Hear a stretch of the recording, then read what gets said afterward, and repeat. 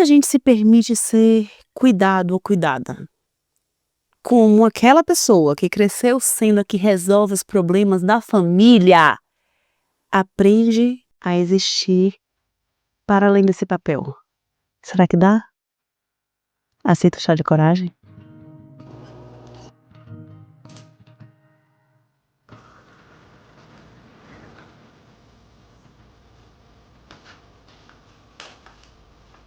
Elisama, como vai você? Eu te conheci pelo podcast Bom Dia Óbvios. Beijo, Marcela. Não lembro exatamente qual fala me atravessou primeiro, mas eu lembro da sensação de muita coerência em tudo que você dizia. Desde então, te acompanho, tenho amado ouvir chá de coragem e levo muitas reflexões suas também para a minha prática clínica. Quero te escrever porque estou vivendo um dilema importante, eu gostaria muito do seu olhar. Desde cedo, ocupei o lugar de quem não dava trabalho. Resolvia, cuidava, sustentava emocionalmente. Cresci tentando ser forte, funcional, disponível. Vivi situações difíceis ao longo da infância. Abusos físicos, emocionais, psicológicos. Mas eu aprendi a atravessar tudo minimizando. Não foi nada. Eu aguento. Não se preocupa comigo, mãe. Hoje eu consigo ver o quanto não me dei o direito de desabar. Porque ser mais um peso para quem cuidava de mim nunca pareceu uma opção. Essa lógica de não ser um peso reaparece com força no meu dilema atual. Sou psicóloga clínica, casada, mãe, com uma família que construímos com muito esforço. Viemos de contextos simples e hoje temos uma vida confortável. Não nos falta essencial, mas na prática, quem sustenta financeiramente a casa é meu marido. Ele me apoiou durante toda a minha formação, inclusive financeiramente, e na organização da rotina familiar. Estou formada há pouco tempo e escolhi seguir um caminho específico dentro da clínica, algo que exige construção gradual. Trabalho de forma autônoma, tenho poucos pacientes e ainda não alcancei uma renda que se equilibre com a dele. Ele nunca me cobra diretamente, mas existem falas e atitudes que deixam claro o quanto ele está cansado de carregar tudo sozinho e o quanto deposita expectativas em mim no futuro. Isso me atravessa profundamente. Eu amo a clínica, invisto em formação, estudo, equipamentos. Eu tenho um sonho claro de ampliar meu trabalho, montar grupos de psicoterapia, uma comunidade digital, ser uma comunicadora, mas tudo isso leva tempo. E é justamente o tempo que parece não estar disponível. Eu vivo com a sensação de que eu preciso dar logo retorno. Essa pressão me paralisa. Eu tenho ideias, mas travo na execução. Há dias produtivos e outros em que eu faço apenas o básico. A ansiedade de fazer acontecer, paradoxalmente, me impede de avançar. Por conta disso, tenho pensado em desistir do caminho que escolhi. Atender de forma mais generalista, aceitar condições de trabalho que eu não considero justas, cobrar muito mais do que eu acredito ser muito menos do que eu acredito ser adequado, tudo para aliviar a sensação de ser um peso. Ao mesmo tempo, eu sinto que abrir mão disso seria abrir mão de mim. Meu dilema é esse. Como diferenciar a insistência saudável, que é tolerar, esperar o processo, de rigidez? Em que momento é hora de desistir? Como não me sentir um peso para ele, já que ele reforça a narrativa mesmo sem querer? Investir dinheiro que não tenho para fazer acontecer é loucura? Agradeço muito se puder compartilhar seu olhar, com carinho. Gente, falo aqui do lugar da filha que não dava trabalho. Da filha que, assim, não que minha irmã desse trabalho, porque também não dava. Mas assim, Elisama era o touro, sabe? Elisama não fica doente. Elisama pode levar pra qualquer lugar. Aí a Elisama cresceu. Não, pede pra Elisama. Elisama, menina, pau pra toda obra. Não, Elisama, pau pra tudo. Elisama, pode confiar. Eu cresci me colocando nesses lugares e sendo colocada nesses lugares da relação. Aqui é forte, aqui dá conta, aqui resolve. Eu me lembro de uma sessão de terapia de casal, em que eu conversava com a terapeuta e eu falava, às vezes eu tenho uma sensação de que Isaac não entende que tá difícil pra mim. E aí, de alguma forma, ele falou, porque no final das contas, assim, ela tá falando que tá muito difícil, daqui a pouco ela já foi lá e já resolveu. E a gente levou um tempo aqui em casa até ele entender que eu vou resolver. Esse é o meu funcionamento, eu vou pra cima, eu vou dar um jeito. O que não quer dizer que não é muito difícil pra mim. O que não quer dizer que eu não tô com dor, o que não quer dizer que eu não preciso de um abraço no caminho, o que não quer dizer que eu não preciso parar e chorar aqui um pouquinho no seu abraço, pra recuperar as forças, pra conseguir. O que não quer dizer que eu não preciso de ajuda. Eu preciso de ajuda. O fato de a dificuldade não me congelar não significa que eu não tenho dificuldade, sabe? E foi um esforço aqui conjunto do nosso casamento, dele entender que a gente sente de formas diferentes. E que o meu jeitão de eu dou conta, ele tem um preço que eu não quero mais segurar nas relações, e que preciso de carinho, de colo, de atenção, de apoio, desse espaço pra falar: "Nossa, tá tão difícil pra mim". E é um esforço constante tentar levar as coisas com mais tranquilidade na minha cabeça, sabe? Porque quando eu digo que não gostei de algo, eu sou a que na minha cabeça tô criando um problema e eu sou a que dá solução, não sou a que cria problema. Eu assinei recentemente 3 livros novos com a editora. Assinei um livro infantil que já tá pronto, que eu já entreguei. Assinei uma não ficção que eu tô escrevendo e uma ficção. Gente, eu coloquei um prazo, que eu coloquei na minha cabecinha linda, porque a editora não falou nada, e eu estou enlouquecendo com o prazo que eu mesma criei. E ela me pergunta: "Quando você vai entregar?". Só pra ter uma estimativa, não tô te pressionando, me fala qual é a data que tá na sua cabeça. E eu botei um prazo que pra mim, eu tô frustrada porque eu vou cumprir o prazo, porque eu queria entregar antes do prazo que eu mesma decidi que seria percebe? Eu tô até com falta de ar, até agoniada só de falar do quanto eu quero resolver o problema, eu quero fazer o investimento que eles me pagaram valer. Eu quero fazer valer, eu quero mostrar que eu não dou trabalho. Eu quero continuar sendo a pessoa que é pau pra toda obra. E o quanto isso me adoece, de diversas formas. O quanto é tema de terapia, eu sentar e falar: "Olha, tô de novo aqui nesse lugar, de querer entregar tudo pra ontem, de querer fazer tudo rápido, de não dar trabalho". Gente, eu tenho uma equipe que trabalha comigo. E tem hora que eu falo: "Gente, desculpa o trabalho que eu dei, porque, sei lá, saí, teve um problema e eu liguei, gente, consegue resolver? O que que tá acontecendo?".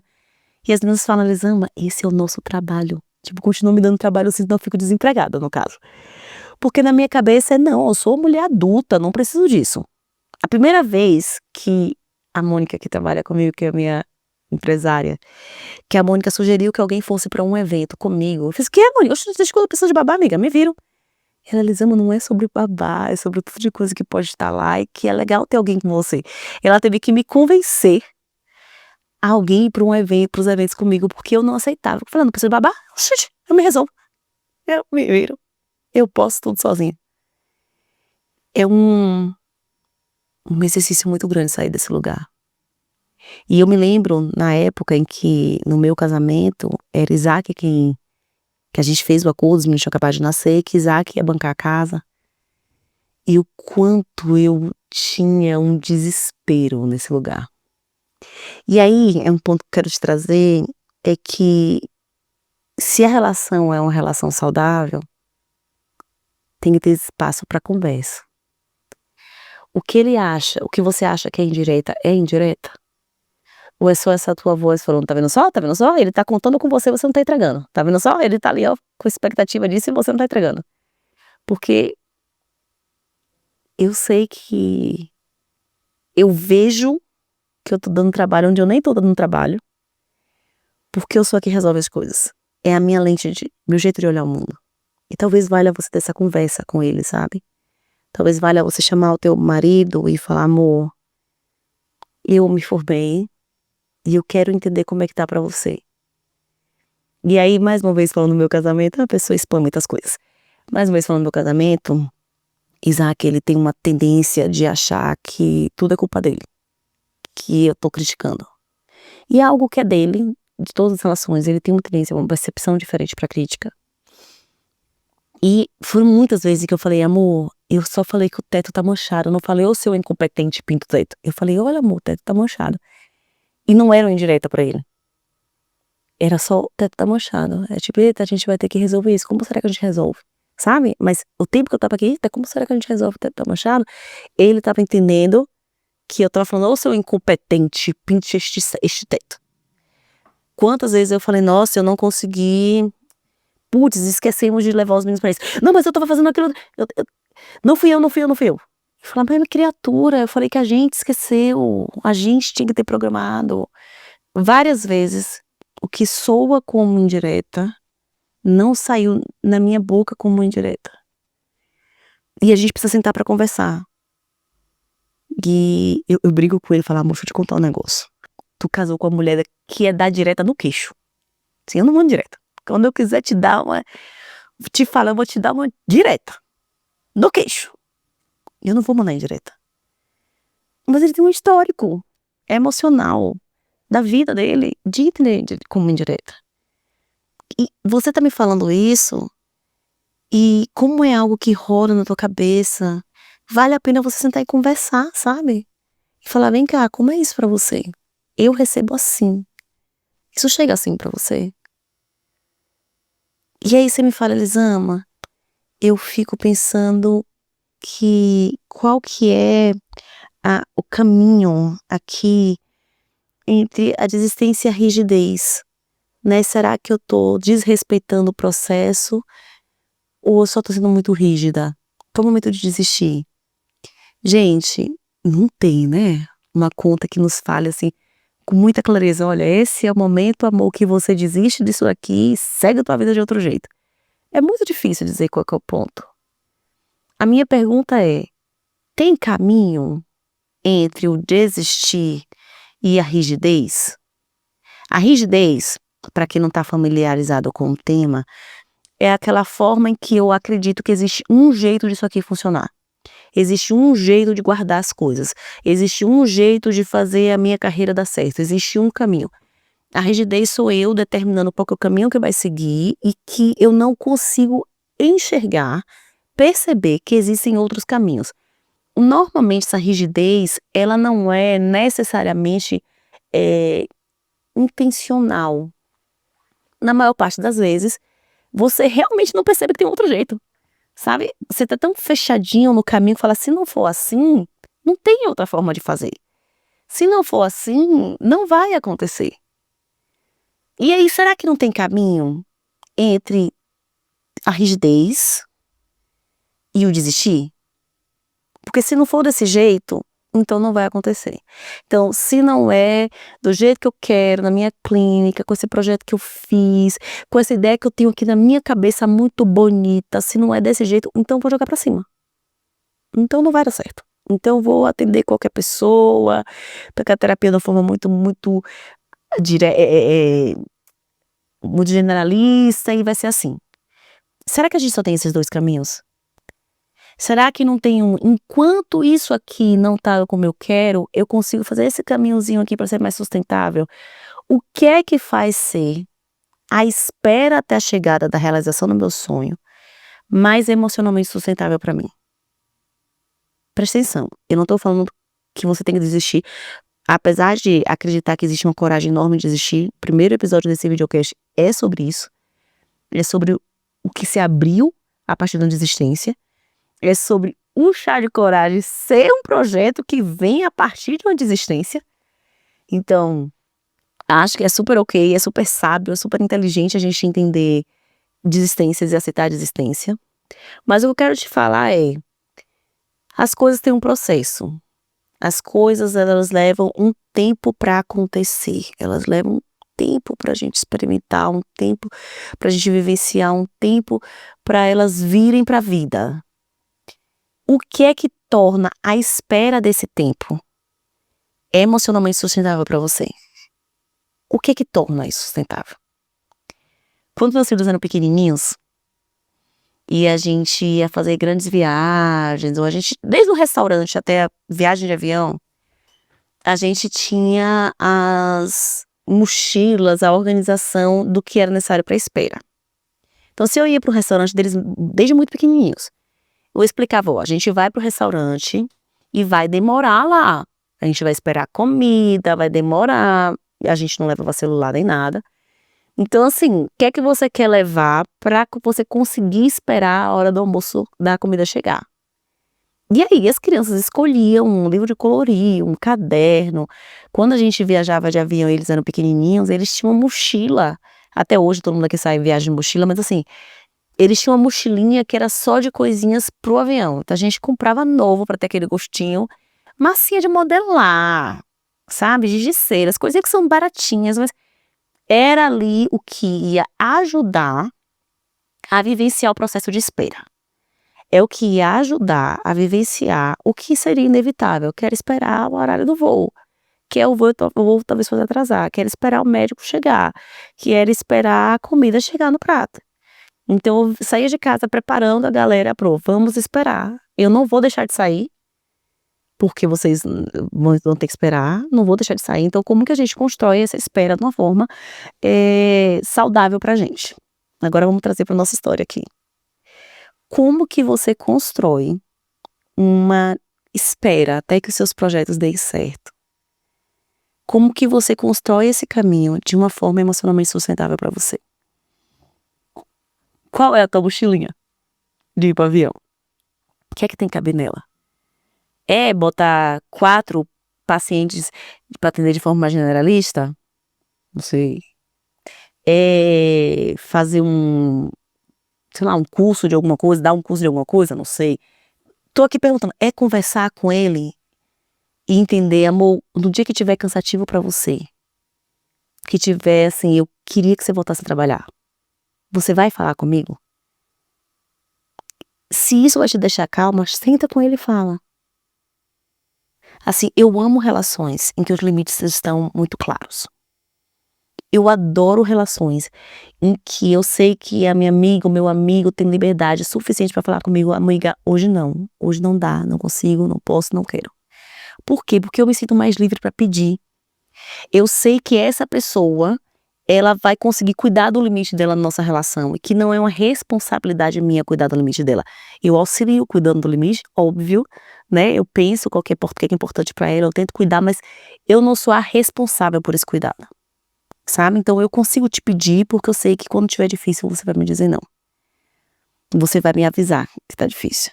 Será que o que vai te acalmar, o que vai deixar tudo emocionalmente mais sustentável pra você é uma conversa com ele? De falar assim, na hora que você sentir que está insustentável pra você, que assim, amor, é hora de você começar a trabalhar, me fala. E aí você se sente livre pra falar, não, agora eu posso esperar tranquilamente, porque eu sei que ele vai me contar. Ele vai me dizer o momento e a gente vai sentar pra conversar. O que é que tem que estar nessa tua mochilinha da espera? O que é que te ajuda a passar pelo processo de construir a tua carreira dos sonhos? E aí eu preciso trazer mais um ponto que é essencial, que é eu nunca sonhei com o que eu tô fazendo aqui com vocês não. Assim, nossa, eu sonho ter um podcast, vixe, nunca. Nunca esteve nos meus sonhos. De tudo que eu faço hoje, o que estava num sonho que eu achei que nunca ia ser realizado, inclusive, era escrita. Era lançar livros.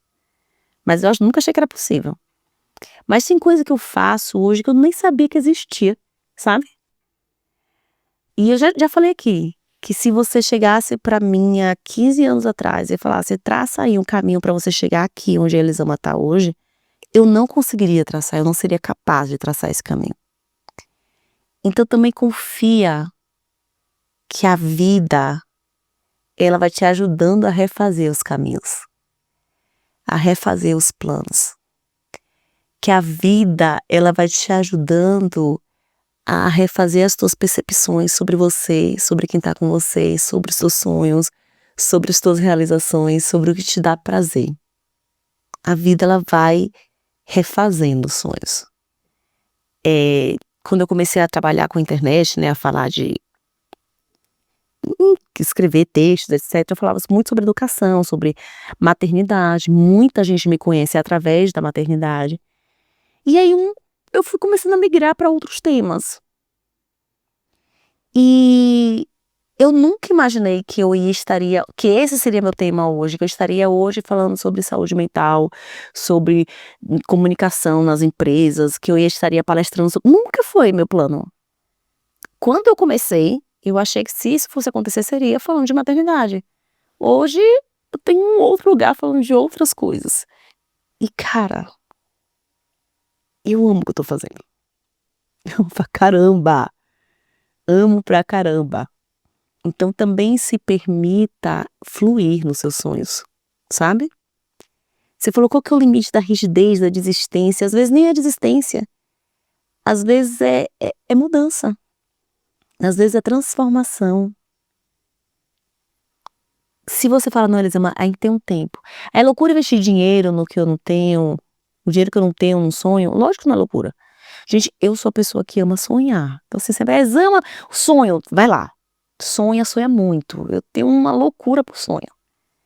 E às vezes a gente precisa sustentar os nossos sonhos mesmo. E isso inclui investir financeiramente neles.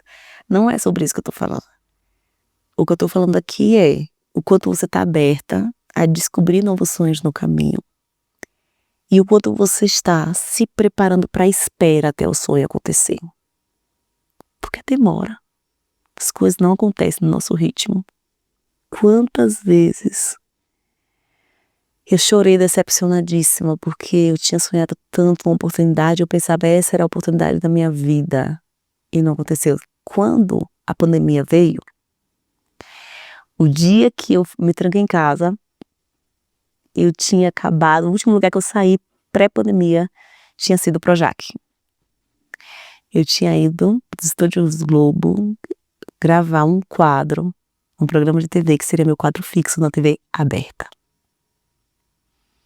E aí veio a pandemia, e adiamos as gravações. Os 2 primeiros episódios que eu gravei não foram pro ar, e o programa saiu do ar. E eu me lembro de pensar, cara, era a minha chance, acabou. Acabou a minha chance, acabou. E, gente, tanta coisa mudou naquela Elisama pra cá.